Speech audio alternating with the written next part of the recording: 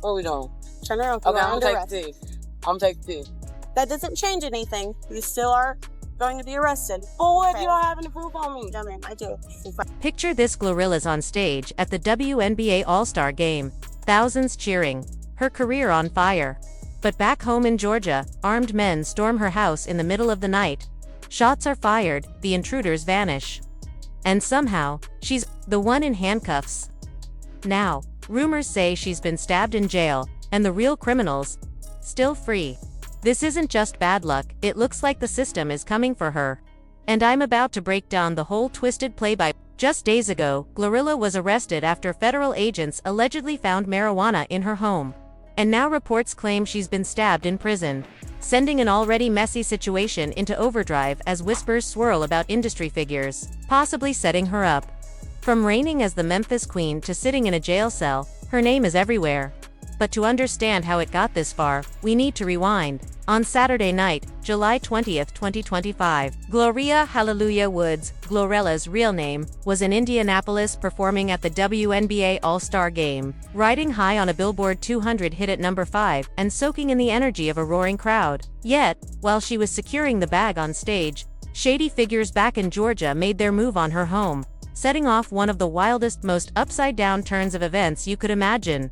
Around 1:30 a.m., a crew of armed intruders hit GloRilla's home, unaware that someone inside was armed and ready. Gunfire broke out, sending the burglars fleeing empty-handed. GloRilla wasn't even there, she was out handling business, and no one was injured. You'd think police would be focused on catching the armed criminals, but instead, the night took a sharp turn, arriving with K-9 units and drones. Officers initially looked ready to hunt the suspects, until the smell of marijuana shifted their priorities entirely. Detecting what they believed to be illegal narcotics, they set aside the burglary investigation, bringing in a drug task force and securing a search warrant. Soon, their focus narrowed to a stash of marijuana found in her bedroom closet, overshadowing the fact that dangerous offenders were still at large. By Tuesday, July 22nd, GloRilla's legal troubles had officially begun. GloRilla was later charged with felony possession of marijuana and possession of Schedule I controlled substance. She turned herself in voluntarily at the Forsyth County Jail on Tuesday. That was the turning point. Her jailing sparked the rumors, with talk spreading quickly that she'd been stabbed inside. Forsyth County Jail isn't an easy place to land. It's overcrowded, tense, and short on resources, where fights break out over nothing and visits are scarce. Some inmates even pass time doing labor like cleaning animal shelters. For many, the outrage came from knowing she was walking into chaos she didn't cause. The reality is almost surreal. A Grammy-nominated artist becomes the victim of a violent crime. Her home targeted by armed intruders. Shots fired in self-defense, yet she's the one in handcuffs while the actual criminals remain free. And this isn't her first run-in with Georgia authorities. In April 2024, she faced a DUI charge in Gwinnett County, proof she's been on their radar. Her legal team hit back hard, calling the arrest a clear sign of warped law enforcement priorities, and laying out the facts in no uncertain terms. Ms. Woods was out of town when her residence became a target for a group of home invaders who most likely knew she wasn't there. What they didn't know was she had family staying with her that were traumatized by the violent entrance of this group, who grabbed high-value jewelry before taking off once they realized the home wasn't vacant. This arrest is only the surface of the chaos that's trailed GloRilla since she began her rise. The climb from the block to the spotlight has been lined with obstacles, conflicts, and people determined to pull her down. Proof: the streets rarely give love back. Now that we've unpacked how the system hit her with a questionable arrest, it's time to look at the street drama and industry politics that have shadowed her career from day one. This latest legal mess isn't random. It's part of a pattern aimed at undermining a young black woman making moves. Take her April 2024 DUI as an example. That wasn't just a routine stop, it revealed exactly how law enforcement handles rising black artists. Around 4 a.m. in Gwinnett County, she was pulled over for making a U-turn at a red light. What should have been a minor violation escalated when the officer claimed her car smelled of liquor and marijuana. She stumbled on the field sobriety test and refused the breathalyzer. And just like now, the focus zeroed in on drug-related allegations instead of more pressing matters. And the truth is, Her legal battles stretch far beyond these police encounters. GloRilla has been navigating industry politics and business disputes intense enough to break most people, with the most explosive involving her fallout with Hitkid, the producer behind FNF Let's Go, the breakout track that launched her career. She's publicly said she hasn't earned a dime from the song, responding to Hitkid's claims that a legal battle could be looming. This isn't just an artistic disagreement, it's a full-scale fight over ownership of one of the biggest hits in recent memory. In October 2022, Hitkid accused GloRilla and CMG Records of trying to take the rights without his knowledge. Portraying her as a young artist caught in ruthless industry maneuvering, he insisted he'd warned her in Los Angeles, during sessions with Saweetie, that labels would chase her because of FNF and urged her to keep him informed. Instead, he says, she signed away the song without telling him. While claiming FNF made significant money he never saw beyond show earnings, he also stressed he's still thriving, reminding the world he can rap for real and isn't a one-hit wonder. GloRilla made it clear she writes every lyric and every song she's ever released. And her response to Hitkid revealed just how much pressure she's been under. Admitting she hadn't made a cent from her biggest hit outside of performing was a stark reminder of how quickly industry vultures circle fresh talent from the hood. But the business disputes are only part of the storm shadowing her rise. The streets have been watching her every move, and some controversies seem manufactured to tear her down. One moment that showed her true character came in August 2024, when she faced backlash for using the R-word in a song snippet on social media. Instead of digging in or brushing it off, she changed the lyric to "Me and my B***** got naughty" after the criticism, proving she's an artist who listens to her community and adjusts when needed, making it all the more unjust that she's being treated like a hardened criminal. The heat didn't end there. Her glorious album sparked another wave when the track "Rain Down on Me" featured gospel icons Kirk Franklin and Maverick City Music, splitting the gospel community between those who embraced the blend of sacred and street and those who accused Christian artists of compromising. Critics in the gospel space called it wild to see Kirk Franklin, Kira Sheard, and Maverick City Music on GloRilla's album, but her supporters reminded everyone of her roots. She grew up in the church, served there, and sang in the choir. The backlash highlighted how tough it is for artists from the hood to balance honoring their beginnings with being honest about their present reality. She's trying to pay respect to where she came from while staying true to who she is now, but people keep trying to confine her to a box. Yet even that controversy pales next to the pain of her falling out with day one friend GloRilla. It's a prime example of how success can strain even the tightest bonds from the block. Their rift has unfolded in public, with accusations stirring division between their fan bases and creating a storm of drama. Tensions escalated when some in GloRilla's camp accused GloRilla of leaking information to JT about Glo's personal business, sparking allegations of betrayal and snitching, a wound made deeper by the fact that these two once came up together. Personal conflicts cut deeper when fame and money are in the mix. For someone already juggling legal battles, business disputes, and public controversies, the last thing you want is your own circle turning against you, but that's often the reality. GloRilla has also been the target of wild conspiracy theories and personal attacks, including a 2022 wave of rumors about her gender identity sparked by a viral video, a prime example of the disrespect successful Black women face. These assaults go beyond criticizing her music or business moves. They aim to undermine her very identity. Even industry voices like Kadeem Phillips, founder of Power Entertainment, have weighed in on her dispute with Hitkid, adding more fuel to an already messy situation. Stacked together business conflicts, betrayals, and public attacks, they paint the picture of someone under relentless pressure. And when you're battling felony charges, industry predators, disloyal friends, and online trolls all at once, simply staying sane, let alone thriving, is nothing short of remarkable. What makes it even more infuriating is how these controversies seem to stack up with purpose, as if there's a coordinated push to dismantle her success. Her latest arrest, coming on the heels of so many other challenges, feels less like coincidence and more like the system targeting someone who refuses to stay in her place.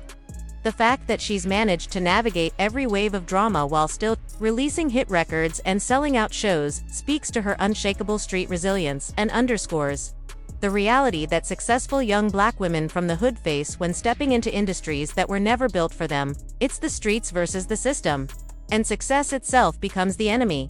This situation isn't just about GloRilla, it's a reflection of how the system moves when young Black success starts making noise. What's happening to her mirrors? A wider pattern that impacts anyone from the hood trying to level up. If they're not trying to take what you've built, they're trying to put a case on you. Instead of chasing the real suspects who are long gone, there's little evidence that any resources have been spent finding the people who actually robbed her. GloRilla's own words cut deeper than any lawyer's statement. On July 24, 2025, she broke her silence, laying it out plainly. My house got home invaded Saturday while I was in Indianapolis performing for the WNBA All-Star Game. And instead of focusing on finding the suspects, they focus on some cannabis. It was raw truth without legal filters, and her follow-up hit just as hard. Long story short, my house gets home invaded and I'm the only one that gets arrested. The bluntness of that reality makes it all the more devastating. It's the perfect snapshot of how upside down the system has become. Yes, real crimes happen, and this was one of them, so why not go arrest the actual bad guys? GloRilla case lays bare how the system treats successful young Black women who come from nothing and build something. Hip-hop artists have always been watched closely, but what's happening to her shows a level of targeting and disrespect that's chilling. She wasn't even in the state when armed intruders hit her home. She was working a legitimate, family-friendly event, yet she's facing harsher legal consequences than the men who terrorized her family with weapons. If that doesn't reveal how rigged this game is, nothing will. The public response has been loud, with even Georgia state lawmaker Representative Ruah Rahman calling for the charges to be dropped and criticizing the focus on minor drug possession over catching armed robbers. Through it all, what stands out most is how GloRilla has kept her grind intact despite the crushing pressure. Just days after her arrest, GloRilla still hit the stage for her Glow Bash performance in Memphis, proving that no matter the obstacles, the grind doesn't stop. Her case isn't just about one artist's legal troubles, it's about the systemic targeting of young Black success. Time and again, when someone from the hood makes it out and starts building something real, the system finds a way to break it down. Whether through legal harassment, business sabotage, or outright criminalization. In GloRilla's case, the attacks aren't just threatening her freedom, they're aimed at her finances, too. She's built a serious touring empire, with major shows booked including the Glorious Tour set for March 2026. And felony charges could wipe out those opportunities, costing her millions in legitimate earnings. Is net worth exactly calculated off of what you done bought? No, so your net worth means like what is your assets minus your liabilities. Shit, I need a pencil and paper for this. What makes this moment hit even harder is knowing GloRilla has already been locked in a separate legal battle over her biggest hit, F&F, and the money from it, fighting to secure her financial future while facing charges that could erase it. All the implications for hip-hop are chilling. If an artist can be locked up for being the victim of a crime, what message does that send to every young person in the hood with dreams? Yet, through every twist of legal drama and systematic targeting, she's never lost her authenticity or her connection to her roots. She's still giving back to Memphis schools, still supporting her community, proving that fame hasn't erased her loyalty.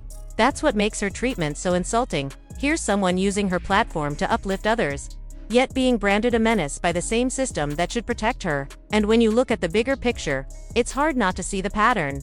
Legal battles drain your money and mental strength. Public controversies chip away at your reputation, business disputes hit your income, and personal betrayals isolate you from your support. It's a coordinated storm meant to break even the strongest, but instead of folding, GloRilla thrived, her glorious album still peaking at number 5 on the Billboard 200, proof that her talent, drive, and street intelligence are more powerful than any attack the system can throw. GloRilla's case is a masterclass in everything broken about the criminal justice system. The fact that the burglary investigation is still dragging on with no arrests, while the victim faces serious felony charges, is the perfect example of backwards priorities. This story should have been, police catch the 3 armed robbers who terrorized a family. Not, police arrest the homeowner. But that would make too much sense. Instead, her situation has become a rallying cry for justice reform advocates, shining a light on how law enforcement can pour time, money, and resources into search warrants for minor marijuana possession, while the real criminals walk free. And the impact goes far beyond GloRilla. Other artists are taking note that success offers no shield from systematic targeting. Fans are waking up to the institutional forces shaping the fate of their favorite stars, and legal experts are calling it a textbook case for why comprehensive reform is urgent. What makes this even more powerful is how GloRilla herself has used her platform to elevate the conversation beyond her own troubles, calling out the deeper systemic problems that harm communities nationwide.